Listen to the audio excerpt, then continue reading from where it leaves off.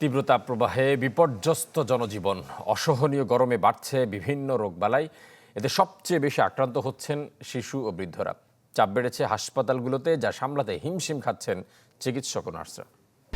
1, 2, 3 ঢাকায় জমি জিতে নিন 100% ক্যাশব্যাক সহ 20 কোটি টাকার পুরস্কার।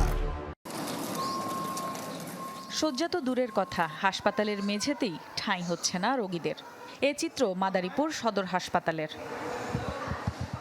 গেল 2 সপ্তাহ ধরে ডায়রিয়া, নিউমোনিয়া সহ জ্বরে আক্রান্তদের সংখ্যা বেড়েই চলছে। শিশু ওয়ার্ডে 30টি বেডের বিপরীতে রোগী ভর্তি হচ্ছে 1000-এর বেশি। এতে হিমশিম খাচ্ছেন চিকিৎসকরা। তাপমাত্রা অনেক বেশি, রোগী অনেক বেশি বাড়তেছে, আমরা সিট পাই না। এখানে আসছে বাচ্চার হলো পেটে ব্যথা ছিল আর জ্বর ছিল, সেটা নিয়ে সকালে আসছে, কিন্তু সিট না, এক সিটে 2-3 জন করে রোগী আছে।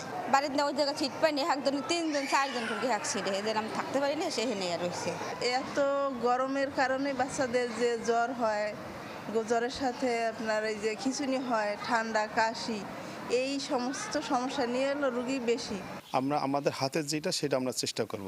চিকিৎসা সদর হাসপাতাল সহ সব জায়গায় হচ্ছেই, আমরা তার পাশাপাশি জনগণকে বলবো অবশ্যই খাওয়ার আগে যেন পরিষ্কার পরিচ্ছন্নভাবে সুন্দরভাবে হাত ধুয়ে নেয়। একই অবস্থা গাইবান্ধা সদর হাসপাতালের। শিশুদের পাশাপাশি রোগে ভুগছেন বয়স্করাও। সুস্থ থাকতে প্রয়োজন ছাড়া বাইরে না যাওয়ার পরামর্শ চিকিৎসকদের। জ্বর বেশি মাত্রা হওয়াতে ও অসুস্থ হয়ে পড়ে গেছে, তারপরে হাসপাতালে দিয়ে এসেছে। এই যে গরমের কারণে বাবা শ্বাসকষ্ট আমার অতিরিক্ত বেশি হয়ে গেছে। কিছুদিন আগে থেকে পেট ব্যথা, তারপর 3-4 দিন থেকে জ্বর, মাথা ব্যথাও আছে। এই গরম থাকে বাচ্চার জন্য, সবাই যেন ঠান্ডাযুক্ত পরিবেশ থাকে এবং সবাই পানি জাতীয় খাবার বেশি খাবে এবং রোদের মধ্যে যে যেখানেই যাবে এবং কিছুক্ষণ বিশ্রাম নিয়ে তাদের আবার মুভমেন্ট করতে হবে, চলাফেরা করতে হবে। প্রতিদিন এই হাসপাতালে রোগী ভর্তি হচ্ছে 25 থেকে 30 জন। রওশনা তানিয়া, চ্যানেল 24।